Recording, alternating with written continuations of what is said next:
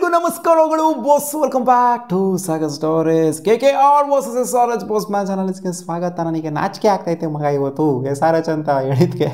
SRH ಗೆಲ್ತಾರೆ ಅಂತ prediction ಕೊಟ್ಟಿದ್ದೆ. ನಾನು ಯಾರು ಸೋಲ್ತಾರೆ ಅಂತ ಕರೆಕ್ಟಾಗಿ ಪ್ರಿಡಿಕ್ಷನ್ ಕೊಡ್ತಾ ಇದ್ದೀನಿ, ಯಾರು ಗೆಲ್ತಾರೆ ಅಂತ ಕರೆಕ್ಟಾಗಿ ಪ್ರಿಡಿಕ್ಷನ್ ಕೊಡ್ತಿಲ್ಲ. ಲಾಸ್ಟ್ 2 ಮ್ಯಾಚನ್ನು ಕಾಲೆತ್ಕೊಂಡಿದೆ. RCB ಗೆಲ್ತಾರೆ ಅಂತ ಹೇಳಿದೆ, RCB ಸೋತೋಗ್ಬಿಟ್ಟಿದೆ.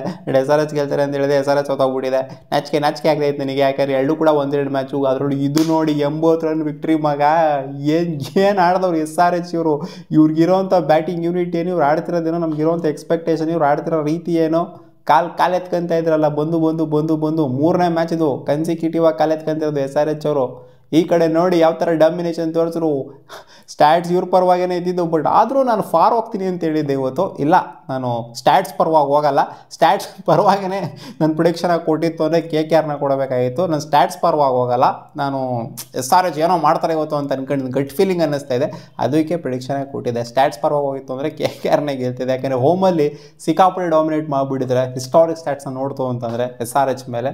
ವೆಂಕಟೇಶ್ ಅಯ್ಯರ್ SRH ಮೇಲೆ ಯಾಕೆ ಪೊಂಡ್ರು ಅಂತ ಮತ್ತೆ ಪ್ರೂವ್ ಮಾಡಿಕೊಂಡಿದ್ದಾರೆ.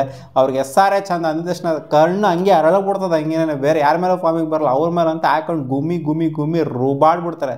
ಲಾಸ್ಟ್ ಟೈಮು ಕೂಡ ಹಾಫ್ ಸೆಂಚುರಿ ಹೊಡೆದ್ರು, ಈ ಟೈಮು ಕೂಡ ಹಾಫ್ ಸೆಂಚುರಿ ಹೊಡೆದ್ರು ಅವ್ರ ಮೇಲೆ. So domination at it's best ಅಂತ ಹೇಳಬೇಕು. ಇವತ್ತು ಟಾಸ್ KKR ಅವ್ರ ಕಡೆ ಹೋಗಲಿಲ್ಲ ಅಂತಂದ್ರೂ ಕೂಡ ಮ್ಯಾಚ್ನ ಗೆದ್ದಿದ್ದು. ಡಿಫೆಂಡ್ ಮಾಡ್ಕೊಂಡು ಗೆಲ್ಲೋದಿಲ್ಲ ಇಡನ್ ಗಾರ್ಡನ್ಸ್ಲಿ, ಸಿಕ್ಕಾಪಟ್ಟೆ ಕಷ್ಟ ಆದ್ರೂ ಡಿಫೆಂಡ್ ಮಾಡಿಕೊಂಡು ಗೆದ್ದಿದ್ದಾರೆ ಮಗ. ಏನು ಹೇಳ್ತೀರಾ, SRH ಅವರಿಗೆ ಟಾಸ್ ಗೆದ್ದರು ಮ್ಯಾಚ್ನ ಗೆಲ್ಲಕ್ಕಾಗ್ತಿಲ್ಲ, ಟಾಸ್ ಸೋತ್ರೂ ಗೆಲ್ಲಕ್ಕಾಗ್ತಿಲ್ಲ. ಬ್ಯಾಟಿಂಗ್ ಫಸ್ಟ್ ಕೊಟ್ಟರು ಅವರ ಸ್ಟ್ರೆಂತು, ಹಂಗೆ ಕೊಟ್ಟರು ಗೆಲ್ಲಕ್ಕಾಗಲ್ಲ, ಬ್ಯಾಟಿಂಗ್ ಸೆಕೆಂಡ್ ಕೊಟ್ಟರು ಗೆಲ್ಲಕ್ಕಾಗಲ್ಲ, ಏನು ಮಾಡ್ರು ಗೆಲ್ಲಕ್ಕಾಗಲ್ಲ, ಆ ಥರ ಆಗೋಗ್ಬಿಡೈತೆ. ಒಂದು ಕಾಲದಲ್ಲಿ ಒಂದು ಜಮಾನದಲ್ಲಿ ಹಿಂಗಿತ್ತು SRH. ಟಾಸ್ ಗೆದ್ದ ತಕ್ಷಣ ಅವ್ನ ಅಜ್ಜಿ ನಾವು ಬ್ಯಾಟಿಂಗ್ ಆಡ್ತೀವಿ ಅಂತ ಬರೋರು, ಬ್ಯಾಟಿಂಗ್ ಆಡ್ತೀವಿ ಅಂತ ಬಂದು ಅವ್ನ ಅಜ್ಜಿ ಡಮಾಲ್ ಡಿಮಿಲ್ ಅಂತ ಶಮಾಂದ್ರಲ್ಲ ಗುರು. ಲಾಸ್ಟ್ ಸೀಸನ್ನೇ ಅವ್ನ ಅಜ್ಜಿ ನಾಯಿಗಿಕ್ಕಂಗೆ ಇಕ್ಕೋರು. ಈ ಸೀಸನ್ ಏನಾಗೈತೆ ಗುರು ಇವ್ರಿಗೆ, SRH ಅವ್ರಿಗೆ ಕಾಲೆತ್ಕೋತಾ ಇದ್ದಾರೆ ಎಲ್ಲರೂ. ಆ್ಯಂಡ್ ನೋಡಿ ಅವ್ರ ಸ್ಟ್ರೆಂತೇ ಹೊರಟೋಗ್ಬಿಟ್ಟಿದೆ ಅವ್ರಿಗೆ. ನಾವು ಬ್ಯಾಟಿಂಗ್ ಮಾಡಲ್ಲ, ಬೌಲಿಂಗ್ ಮಾಡ್ತೀವಿ ಅಂತ ಸ್ಟ್ರೆಂತ್ ಕಡೆ ಹೋಗ್ತಿಲ್ಲ, ಅವ್ರ ವೀಕ್ನೆಸ್ ಕಡೆನೇ ಬರ್ತಾಯಿದೆ. ಸೊ ಇವತ್ತು ಬ್ಯಾಟಿಂಗ್ ಮಾಡಿದ್ದು KKR ಅವರು. ಫಸ್ಟು 2 ವಿಕೆಟು ಬೇಗನೆ ಬಿತ್ತು. ಆ್ಯಕ್ಚುಲಿ ಒಂದು 12 ರನ್ನೂ ಆಗಿಲ್ಲ ಅಂತ ಕಾಣಿಸಿದೆ. 2 ವಿಕೆಟ್ ಪಡ ನಂಗೆ ಕ್ವಿಂಟನ್ ಡಿ ಕಾಕು ಏನು ಆಡ್ತಾಯಿದ್ರು, ಅವ್ರ ಫಾರ್ಮಲ್ಲೇ ಕಾಣಿಸ್ಕೊಂತ ಇಲ್ಲ. ಬಂದ ತಕ್ಷಣ ಪೋಪ್ಲೆಲ್ಲ ಪಟ್ ನಂಗೆ ಉದ್ರಕೊಂಡು ಹೋಗ್ತಿದ್ದಾರೆ. ಇನ್ಫ್ಯಾಕ್ಟ್ ಇವರು ಅಷ್ಟೇ, ಸುನಿಲ್ ನರೇನು ಏನೋ ಒಂದು ಮ್ಯಾಚ್ ಸ್ಟಾರ್ಟಿಂಗಲ್ಲಿ ಜೋಶಲ್ಲಿ ಆಡಿದ್ರೆ ಅಷ್ಟೇ, ಅದನ್ನು ಬಿಡ್ತು ಅಂತಂದ್ರೆ ನಮ್ಮ RCB ಮೇಲೆ ಆಡಿದ್ದು, ಅದನ್ನು ಬಿಡ್ತು ಅಂದರೆ ಸುನಿಲ್ ನರೇನ್ ಕೂಡ ಏನೂ ಆಡ್ತಾ ಇಲ್ಲ ಅಲ್ಲಿ. ಸುನಿಲ್ ನರೇನ್ ಮಾತ್ರ ಕ್ಲೂಲೆಸ್ ಆಗಿ ಔಟ್ ಆಗಿದ್ದು. ಶಮಿ ಆಗ್ತಂತ ಬಾಲು ಎಡ್ಜ್ ಹೊಡ್ಕೊಂಡು ಕ್ಯಾರಿ ಆಗಿದ್ದು. ಸೊ ಇಬ್ಬರು ಲೆಫ್ಟ್ ಹ್ಯಾಂಡರ್ಸು ಮನೆ ಗೂಡು ಸೇರ್ಕೊಂತ ಇದ್ದಂಗೆ ಏನೋ ಸ್ಕೋರ್ ಜಾಸ್ತಿ ಮಾಡ್ದಂಗೆ ಆ ಕಡೆ ಅಜಿಂಕ್ಯ ರಹಾನೆ ಜೊತೆಗೆ ರಘುವಂಶಿ ಹೆಂಗೆ ನಿಂತ್ಕೊಂಡಿದ್ದು ಪೋಪ್ಲಲ್ಲಿ. ಅವನ ಅಜ್ಜಿ ಇವತ್ತು ಅಜಿಂಕ್ಯ ರಹಾನೆ ಹೊಡೆದಿದ್ದು 6 ಶಾಟ್ಗಳೆಲ್ಲ ಹೊಡೆದ್ರಲ್ಲ, ಅವನ ಅಜ್ಜಿಗೆ ಫೈನ್ ಲೆಗ್ ಮೇಲೆ ಆಗಿರ್ಬೋದು, ಸ್ಕ್ವೇರ್ ಲೆಗ್ ಕಡೆ ಹೊಡೆದಿದ್ದಾಗಿರ್ಬೋದು. ಸೊ ಒಂಥರ ಟೈಮಿಂಗ್ ಹೆಂಗೆ ಮಾಡ್ತಿದ್ರು ಅಂದರೆ ಸಖತ್ತಾಗಿ ಮಾಡಿದ್ರು ಇವರು ಅಜಿಂಕ್ಯ ರಹಾನೆ. ಜಿಂಕ್ಸ್ ಅವರ ಒಂದು ಟೈಮಿಂಗಿಗೆ ಇವತ್ತು ಫಿದಾಗಿ ಹೋಗ್ಬಿಟ್ಟೆ. 6 ಹೊಡಲ್ಲ, 3 6 ಕಳ್ಳದೋಗ್ಬಿಟ್ಟೆ ಇವರು. ಆ 6 ಹೊಡೆಯೋಂಥ ಶಾಟನ್ನು ನೋಡ್ಬಿಟ್ಟು. ಆ್ಯಂಡ್ ರಘುವಂಶಿ ಅವರು ಕಡಕಾಗಿನೇ ಆಡಿದ್ರು ಕೂಡ, ಅವ್ನು 15 ಕಂಪ್ಲೀಟ್ ಮಾಡಿಕೊಂಡು ಔಟ್ ಆಗಿದ್ದು.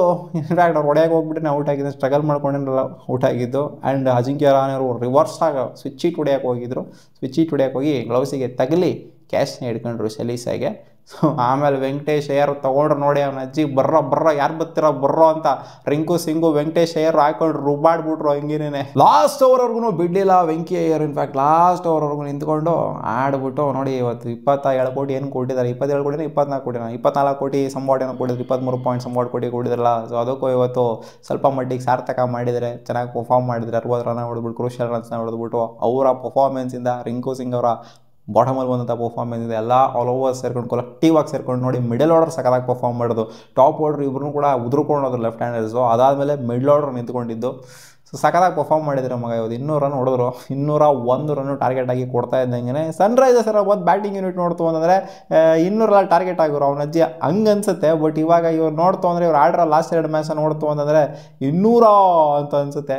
ಯಾಕಂದರೆ ಆ ಥರ ಆಡಿದ್ದಾರೆ. 3 ಮ್ಯಾಚ್ ಕನ್ಸಿಕ್ಯೂಟಿವ್ ಆಗಿ ಬ್ಯಾಟಿಂಗ್ ಫೈಲ್ಯೂರ್ 3 ಮ್ಯಾಚು ಬ್ಯಾಟಿಂಗ್ ಫೈಲ್ಯೂರಿಂದಲೇ ಸೋತಿರೋದು. ಬೌಲರ್ಸ್ಗಳನ್ನ ಬ್ಲೇಮ್ ಮಾಡುವಂಥ ಅಗತ್ಯತೆ ಇಲ್ಲ. ಯಾಕೆ ಅಂತಂದರೆ ಇದು ತೀರಾ 1 ಸೈಡ್ ಮ್ಯಾಚು. ಅಟ್ಲೀಸ್ಟ್ 10ಕ್ಕೂ ಬಂದಿಲ್ಲ ಇಲ್ಲಿ. 200 ಅಂತಂದರೆ ಏನಾದ್ರು ಒಂದು 180+ ರನ್ನರು ಅಥವಾ 170+ ರನ್ ಹೋಗಿತ್ತು ಅಂದ್ರೆ ಇಲ್ಲ ಆಗೋರು ಬ್ಯಾಟರ್ಸ್ಗಳನ್ನ ಬ್ಲೇಮ್ ಮಾಡೋಂಗಿಲ್ಲ. ಬೌಲರ್ಸ್ಗಳು ಜನ ಇಕ್ಕಿಸ್ಕೊಂಡ್ಬಿಟ್ಟವ್ರೆ ಅಂತನಾದ್ರು ಹೇಳ್ಬೋದಾಗಿತ್ತು. ಬಟ್ ಇದು ತೀರಾ 1 ಸೈಡ್. 80 ರನ್ ವಿಕ್ಟ್ರಿ ಅಂತಂದರೆ ಬ್ಯಾಟರ್ಸ್ಗಳು ಏನೂ ಆಡಿಲ್ಲ ಅಲ್ಲಿ. ಆಲ್ ಔಟ್ ಆಗೋರೆ ಅಲ್ಲಿ 17ನೇ ಓವರ್ಗೆ. ಇಂಪ್ಯಾಕ್ಟ್ ಸಬ್ಸ್ಟಿಟ್ಯೂಟ್ ಆಗಿ ಬಂದರು. ಟ್ರಾವೆಲ್ ಸೈಡು ಅದು ಏನು ಆಡ್ತವ್ರೆ ಮಗ. ಇವರು ಕೂಡ ಫಾರ್ಮಲ್ಲಿಲ್ಲ, ಯಾರೂ ಕೂಡ ಫಾರ್ಮಲ್ಲಿಲ್ಲ. ಹಂಗಾಗಿ ಹೋಗ್ಬಿಡೈತೆ ಪಾಪ SRH ಅವರ ಅವಸ್ಥೆ. ಬ್ಯಾಟಿಂಗ್ ಯೂನಿಟಲ್ಲಿ. ಅನಿಕೇತ್ ಆರ್ರು ಲಾಸ್ಟ್ 2 ಮ್ಯಾಚಲ್ಲಿ ಆಡಿದರು. ಇವರು ಕೂಡ ಈ ಮ್ಯಾಚ್ ಉದುರ್ಕೊಂಡೋದ್ರು.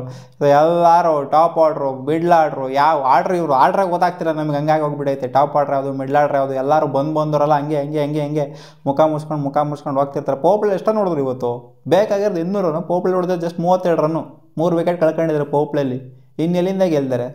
ಪೋಬ್ಳೇ ಡಾಮಿನೇಟ್ ಮಾಡಬೇಕು. ಪೋಬ್ಳೆ ಮಿನಿಮಮ್ ಅಂದ್ರೆ ಒಂದು 60 ರನ್ ಬರಬೇಕಾಗಿತ್ತು ಇವ್ರಿಗಿರೋಂಥ ಯೂನಿಟ್ ಒಂದು 70-80 ರನ್ ಹೆಂಗೆ ಹೊಡಿತಿರು ಲಾಸ್ಟ್ ಸೀಸನ್, ಕಳದೋಯ್ತಿದ್ರು ಹಂಗೇನೆ. ಪೋಬ್ಳಲ್ಲಿ ಅಟ್ಯಾಕ್ ಮಾಡೋಕ್ಕೆ ಇವರು 80, 90, 100 ರನ್ ಆ ರೇಂಜ್ಗೆಲ್ಲ ಹೊಡೆದಾಕ್ಬಿಡ್ತಿದ್ರು. ಸೊ ಇಲ್ಲಿ ನೋಡ್ತು ಅಂದರೆ ಒಳ್ಳೆ ಗುಬ್ಬಚ್ಚಿ ಮರಿ ಕೊಡ್ತಾರ, ಕೂತ್ಕೊಂಡಂಗೆ ಐತೆ. ಇಲ್ಲಿ ಹೋಗಿ ಗೂಡು ಸೇರ್ಕೊಂಡಂಗೆ ಐತೆ. ಬರ್ತಾರೆ ಹೋಗಿ ಗೂಡು ಸೇರ್ಕೊಂತಾರೆ ಅಲ್ಲಿ. ಟ್ರಾವಿಸ್ ಹೆಡ್ ಏನೋ 1-2 4 ಇಟ್ಟರು, ಆಮೇಲೆ ಹೊಡಿಯೋಕೆ ಹೋದರು ಅಗ್ರೆಸಿವ್ ಆಗಿ. ಕ್ಯಾಚ್ನಂತೂ ಮೆಚ್ಕೊಳ್ಳೇಬೇಕು. ವೈಭವ್ ಅರೋರಾ ಅವರ ಬೌಲಿಂಗಲ್ಲಿ ಹರ್ಷಿತ್ ರಾಣಾ ಅವರು ಹಿಂದೆ ಓಡ್ಕೊಂಡು ಹೋಗಿ ಹಿಡಿಯೋವಂಥ ಕ್ಯಾಚ್ ಸುಮ್ಮನೆ ಮಾತಂತೂ ಅಲ್ವೆಲ್ಲ, ಸಕದ ಕ್ಯಾಚ್ನ ತೊಗೊಂಡ್ರು. ಆ್ಯಂಡ್ ಪಾಪ ಅದು ಏನಾಗಿದ್ದು ಏನೋ, ಅಭಿಷೇಕ್ ಶರ್ಮಾ ಒಂದು ಮ್ಯಾಚೂ ನೆಟ್ಟಿಗೆ ಆಡ್ತಾ ಇಲ್ಲ, ಒಂದು ಮ್ಯಾಚೂ ಪರವಾಗಿ ಸಿಗ್ತಾ ಇಲ್ಲ ಇವರಿಗೆ. ಎಡ್ ಜೋಡ್ಕೊಂಡು ಗಾನ್ ಕೇಸ್ ಆಗ್ತಾ ಇದ್ದಂಗೆ ಈ ಕಡೆಯಿಂದ ಇಶಾನ್ ಕಿಶನ್ ಬಂದ್ಬಿಟ್ಟು ಸೀದಾ ಶಿಸ್ತಾಗಿ ಕವರ್ಸಿಗೆ ಕ್ಯಾಚ್ ಕೊಟ್ಬಿಟ್ಟು ಅಲ್ಲಾಡ್ಲಿಲ್ಲ ಆಗೋರು. ಹಂಗೇನೆ ಅವನ ಅಜ್ಜಿ ಸೈಕ ಕ್ಯಾಚ್ನ ತೊಗೊಂಡ್ರು. ಅಜಿಂಕ್ಯ ರಹಾನೆ ಬ್ರಹ್ಮನಾಗ ಬಂತು, ಪಚ್ಚನಾಗಿ ಕಚ್ಕೊಂತು ಹಂಗೇನೆ. ಸೊ ವೈಭವ್ ಅವರು ಅಲ್ಲೇ ಪಟ್ಟನಾಗಿ 2 ವಿಕೆಟ್ನ ಎತ್ತುತ್ತಾ ಇದ್ದಂಗೆ ಹರ್ಷಿತ್ ರಾಣಾ 1 ವಿಕೆಟ್ನ ಎತ್ತಿ ಇಲ್ಲಿ ಟಾಪಿನ ಮನೆಗೆ ಗುಡಿಗೆ ಕಳಿಸ್ತಾ ಇದ್ದಂಗೆ ಅಲ್ಲಿ ನಿತೀಶ್ ಕುಮಾರ್ ರೆಡ್ಡಿ ಇನ್ನೇನು ಆಡೋದು, ಇವರು ಕೂಡ ಕಸಿ ಮಾಡೋದು ಅಷ್ಟಾಗೆ ಐತೆ. ಫಾರ್ಮಲ್ಲೇ ಕಾಣಿಸ್ತಿಲ್ಲ ಅವರು, ಯಾವ ಪ್ಲೇಯರು ಕೂಡ ಫಾರ್ಮಲ್ಲಿ ಕಾಣಿಸ್ತಿಲ್ಲ. ಟಾಪ್ 4-5 ಇವ್ರದ್ದು ಯೂನಿಟ್ ನೋಡ್ತು ಅಂದರೆ ಟಾಪ್ 4-5 ಚಿಂದಿ ಅಜ್ಜಿ ಕಳೆದೋಯ್ತೀವಿ ಅನ್ನೋ ಥರ ಇದೆ. ಬಟ್ ಯಾರೂ ಕೂಡ ಫಾರ್ಮಲ್ಲಿ ಕಾಣಿಸ್ತಿಲ್ಲ. ಎಲ್ಲರೂ ಬರ್ತಾರೆ, ಕ್ಯಾಚ್ ಕೊಡ್ತಾರೆ, ಹೋಗ್ತಾರೆ. ಏನಾಗೈತೋ ಏನು ಕತೆನ ಇವರಿಗೆ ಒಂದು ಅರ್ಥ ಆಗ್ತಾಯಿಲ್ಲ. ಕಮಿಂದು ಮೆಂಡಿಸ್ ಏನೋ ಅಪರೂಪಕ್ಕೆ ಹಾಕೊಂಡಿದ್ರು ಇವ್ರನ್ನ. ಕಮಿಂದು ಮೆಂಡಿಸ್ ಏನೋ ಡಿಫ್ರೆನ್ಸ್ ಮಾಡತ್ರ ಸ್ವಲ್ಪ ಕಾಣಿಸಿದ್ರು, ಏನೇನೋ ಗೆಲ್ಸ್ಬಿಡ್ತಾರೆ ಅನ್ನೋ ಥರ ಕಾಣಿಸ್ಲಿಲ್ಲ ಅಲ್ಲಿ. ಏನೋ ಅಟ್ಲೀಸ್ಟ್ 10 ಕಾರ್ ತೊಗೊಂಡೋಗ್ಬೋದು, ನೋಡ್ಕೊಂಡ್ರೆ ಪಾರ್ಟ್ನರ್ಶಿಪ್ ಬಿಲ್ಡ್ ಆಯಿತು ಅಂದರೆ ಕ್ಲಾಸನ್ ಜೊತೆಗೆ ಅಂತ ಅಂದ್ಕೊಂಡಿದ್ವಿ. ಅವರು ಕೂಡ ಸುನಿಲ್ ನಾರಾಯಣ್ ಬೌಲಿಂಗಿಗೆ ಶಿಸ್ತಾಗಿ ಎಳ್ಕೊಳಕ್ಕೆ ಹೋಗ್ಬಿಟ್ಟು ಶಿಸ್ತಾಗಿ ಬೌಂಡ್ರಿಯಲ್ಲಿ ಕ್ಯಾಚ್ ಕೊಟ್ಬಿಟ್ಟು ಔಟ್ ಆಗ್ತಿದ್ದಂಗೆ ಈ ಕಡೆಯಿಂದ ಕ್ಲಾಸನ್ ಅವ್ರು ಒಬ್ಬರು ನಿಂತ್ಕೊಂಡಿದ್ರು ನೋಡಿ. ಕ್ಲಾಸನ್ ಅವ್ರ ವಿಕೆಟ್ನ ಎತ್ತುತ್ತಾ ಇದ್ದಂಗೆ ಸೇಲ್ ಡೌನ್ ಆಯಿತು ಮ್ಯಾಚಲ್ಲಿ. ಕ್ಲಾಸನ್ ಔಟ್ ಆದಾಗ ಅರೌಂಡ್ ಒಂದು ಅವಾಗಲೇ ಬೇಕಾಗಿತ್ತು 88 ಬೇಕಾಗಿತ್ತು, 30 ಸಮಥಿಂಗ್ ಬಾಲಲ್ಲಿ, 31 ಬಾಲಲ್ಲಿ 85 90 ಏನೋ ಬೇಕಿತ್ತು, 90+ ಬೇಕಿತ್ತು. ಇನ್ನೆಲ್ಲ ಹೊಡಿತಾರೆ, ಕಿತ್ತುಗುಡ್ಡೆ ಆಗ್ತಾರೆ ಇವರು. ಅದೇ ಇನ್ನು ಬಾಟಮಲ್ಲಿರೋ ಅಂಥವ್ರ ವಿಕೆಟ್ನೆಲ್ಲ ಆರಾಮಾಗಿ ಸಲೀಸಾಗಿ ವರುಣ್ ಚಕ್ರವರ್ತಿ ಅವರು ತೇಲ್ಸಿದ್ದು, ಸಿಮರ್ಜಿತ್ ಸಿಂಗ್ನು ಇನ್ಕ್ಲೂಡ್ ಮಾಡ್ಕೊಂಡು. ಹ್ಯಾಟ್ರಿಕ್ ಎಲ್ಲ ಹೊರಟೋಗ್ಬಿಟ್ಟಿದ್ರು ಹಂಗೆ ವರುಣ್ ಚಕ್ರವರ್ತಿ ಅವ್ರ ಜೋಶಲ್ಲಿ.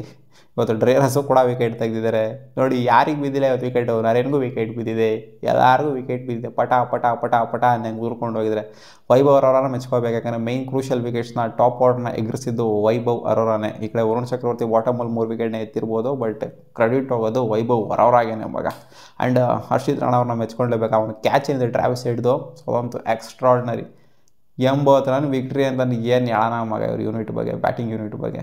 ಸೀರಿಯಸ್ಲಿ ಕೊಲ್ಟೆ ಇದ್ದೋಗ್ಬಿಟ್ಟವ್ರೆ ಸನ್ರೈಸ್ ಹೈದರಾಬಾದ್ ಅವರು. ಅವರ ವರ್ಸ್ಟ್ ಮ್ಯಾಚ್ ಅಂತ ಹೇಳಬೇಕಿದ್ರು, ಯಾಕಂದರೆ ರೀಸೆಂಟ್ ಫಸ್ಟಾಗಿ ನಾನು ನೋಡೇ ಇಲ್ಲ ಸನ್ರೈಸ್ ಹೈದರಾಬಾದ್ 80 ರನ್ ಮಾರ್ಜಿನಲ್ಲಿ. ಇನ್ಫ್ಯಾಕ್ಟ್ ಇವರು ಗೆಲ್ಲೋದನ್ನ ನೋಡಿದ್ವಿ ನಾವು, ಇಷ್ಟಿಷ್ಟು ದೊಡ್ಡ ಮಾರ್ಜಿನಲ್ಲಿ. ಇವ್ರು ಸೋಲೋದಂತೂ ಖಂಡಿತ ನೋಡೇ ಇಲ್ಲ. ಈ ಥರ ಅಜೀಬಾಗಿ ಸೋಲ್ತಾ ಇದ್ದಾರೆ ಅಂತಂದರೆ ಅರ್ಥ ಆಗ್ತಿಲ್ಲ. ಇಶಾನ್ ಕಿಶಾನ್ಗೆ ಏನು ಹೇಳಬೇಕು ಗುರು? ಫಸ್ಟ್ ಮ್ಯಾಚ್ ಯಾಕೋ ಮುಂಬೈ ಇಂಡಿಯನ್ಸಿಗೆ ಏನು ಆಡ್ತಿದ್ರು ಅದೇ ಥರ ಫಸ್ಟ್ ಮ್ಯಾಚ್ ಆಡ್ತಿದ್ರು, ಅಥವಾ 1-2 ಮ್ಯಾಚ್ ಆಡ್ತಿದ್ರು ಮುಂಬೈ ಇಂಡಿಯನ್ಸ್ಗೆ, ಆಮೇಲೆ ಫ್ಲಾಪ್ ಶೋ ತೋರಿಸ್ತಾ ಇರಲ್ಲ ಮುಂಬೈ ಇಂಡಿಯನ್ಸ್ಗೆ. ಸೊ ಆ ಒಂದು ಚಾಡಿ, ಆ ಒಂದು ಪ್ಯಾಟರ್ನ್ ಏನಿದೆ ಅದು ಹಂಗೆ ಕಂಟಿನ್ಯೂ ಮಾಡಿದ್ರು. ಫಸ್ಟ್ ಮ್ಯಾಚ್ 1 ಸೆಂಚುರಿ ಬಂತು, ಆಮೇಲೆ 0-2 ಏನು ಆಡ್ತಾ ಇದ್ದಾರೆ ಇಶಾನ್ ಕಿಶಾನ್ ಬಿಡುಗರು. ಅಟ್ಲೀಸ್ಟ್ 1 ಮ್ಯಾಚ್ ಆಡೋರು. ಅಭಿಷೇಕ್ ಶರ್ಮಾ ಅದೇನು ಗುರು ಕತೆ ಆಂಪಟ್ಟಿ ಬಿಲ್ಡಪ್ಗಳು ಕೊಟ್ಟಿದ್ರಲ್ಲ, ಏನು ಕತೆ ಅದು? ಯಾವ ಮ್ಯಾಚೂ ಆಡ್ತಾ ಇರಲಿಲ್ಲ ಅಭಿಷೇಕ್ ಶರ್ಮಾ. ಇಲ್ಲಿ ನಿತೀಶ್ ಕುಮಾರ್ ರೆಡ್ಡಿ ಆಡೋರು ರನ್ನೇ ಬಾಲ್ ಆಡ್ತಾರೆ, ಇಲ್ಲಾಂದರೆ ದೊಡ್ಡ ಸ್ಕೋರ್ ಹೊಡೆಯೋದೇ ಇಲ್ಲ. ಇನ್ನೇನು ಹೇಳ್ತೀರಾ? Complete collapse of Sunrise Hyderabad batting lineup. ಅದರಿಂದನೇ ಇವತ್ತು ಸೋತಿರೋದು, ಬೇರೆ ಏನೂ ಇಲ್ಲ. ಕಾಮೆಂಟ್ ಸೆಕ್ಷನಲ್ಲಿ ಹಾಕಿ ನಿಮಗೆ ಏನು ಅನ್ನಿಸ್ತಾ ಇದೆ, ಈ ಥರ ವರ್ಸ್ಟಾಗಿ ಆಡ್ತಿರಲ್ಲ ಸನ್ರೈಸ್ ಹೈದರಾಬಾದ್ ಅಂತ.